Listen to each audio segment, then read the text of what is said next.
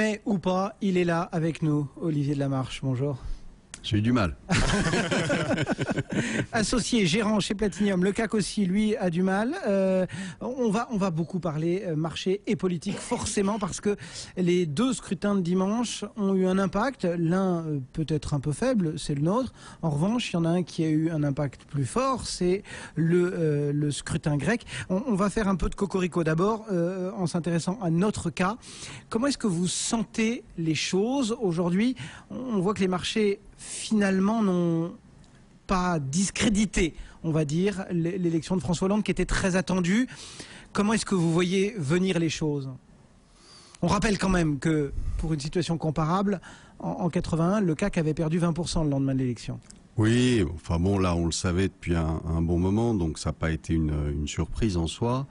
Et maintenant, si vous voulez, vu que les marchés ont perdu à peu près toute capacité d'anticipation de quoi que ce soit, les marchés aujourd'hui attendent de voir ce qui va se passer dans les semaines et dans les mois à venir, quelles décisions vont être prises. Est-ce que justement les marchés n'ont pas une raison d'espérer en voyant arriver un président qui fait du mot croissance un de ses credos? Oui.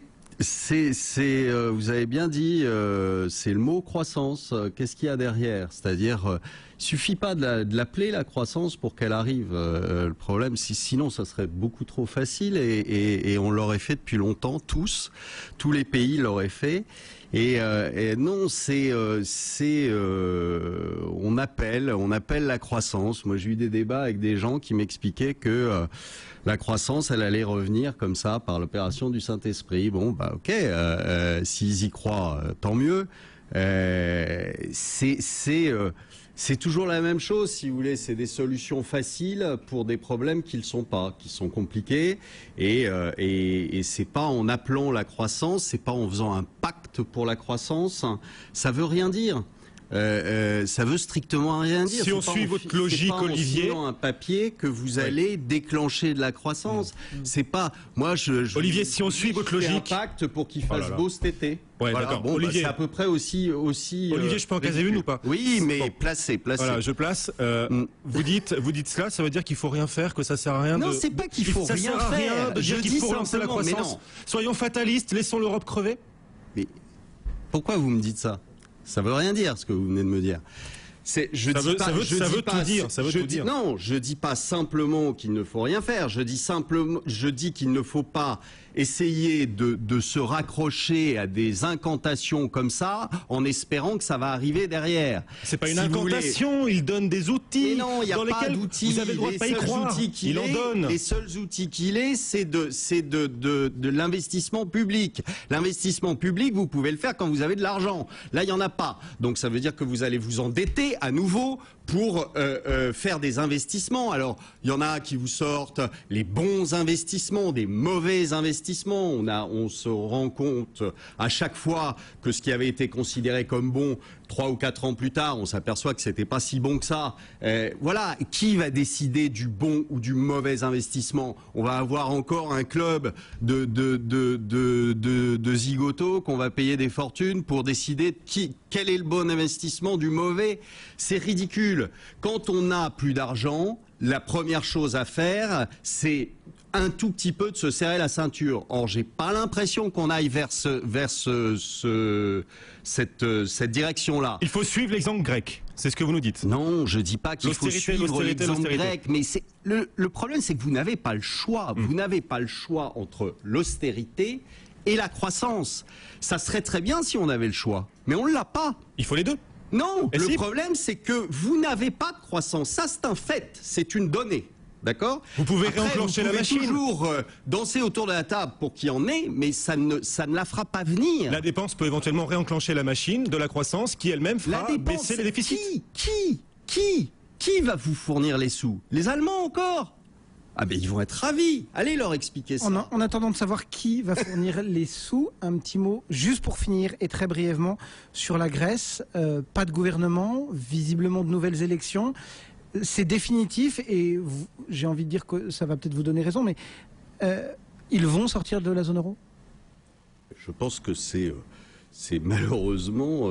C'est chronique d'une mort annoncée. Mais oui, enfin, ça fait des mois et des mois. Et la zone euro peut survivre à la sortie. Des mois et des mois que je vous dis qu'ils rembourseront pas, ils remboursent pas. Bon, et alors vous pouvez appeler le défaut de toutes les façons que vous voulez, avec tous les termes de vocabulaire que vous voulez, c'est quand même un défaut. Quand vous remboursez pas 75% d'une dette, c'est quelque part un défaut. Et la zone euro est armée, Olivier. Vous n'aurez Olivier, pas plus les 25 derniers. Donc, parce que ça rejaillit aussi sur nos perspectives de croissance. Et oui, ou de non-croissance. C'est bien ce que je vous dis, c'est que il suffit pas de danser autour de la table en appelant la croissance pour que la croissance arrive. Alors qu'est-ce qu'il faut faire ? Vous avez des faits, vous avez aujourd'hui une Europe qui est en récession, l'Espagne qui est en récession, la Grèce qui est en récession, l'Italie qui va bientôt y être, l'Irlande pareil, bon, et la France très probablement. L'austérité y est pour quelque chose peut-être, Olivier. Mais ça n'aide pas à relancer la croissance. Pardon. Hein. Non, mais c'est toujours les mêmes. Enfin, je veux dire, c'est un peu fatigant. Vous n'apportez pas de solution. Ben vous l'avez la solution, c'est quoi? C'est que j'emprunte encore, c'est que j'aille voir les Allemands pour qu'ils nous prêtent 200 milliards. Ils les ont pas. Réformer les statuts de la BCE. On va réformer les statuts de la BCE. Ah mais oui. Pourquoi pas. Alors ça, j'ai eu un débat assez amusant avec une économiste américaine il y a 2 semaines. Et alors elle nous expliquait qu'il fallait tous les 1er janvier, il fallait imprimer 10% du PIB européen. En euros, donc laisser la BCE imprimer des euros pour 10% du PIB européen et le distribuer. Mais je lui ai dit, mais madame, allez jusqu'au bout de votre truc. Les États-Unis ont 25 000 milliards de dettes. Pourquoi est-ce qu'on n'imprimerait pas finalement 25 000 milliards? Comme ça, le problème de dette, il est réglé.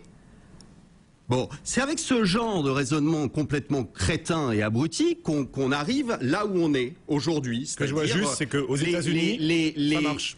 Ah oui, ça marche. Je sais que vous êtes d'accord. Fabuleusement bien. On va pas déborder parce que honnêtement, là, on est reparti pour un nouveau mardi. Extraordinairement bien. Ils ont une croissance fabuleuse. C'est mieux qu'ici, Olivier. C'est mieux qu'ici. Ils s'emploient comme jamais. Ils sont presque au plein emploi.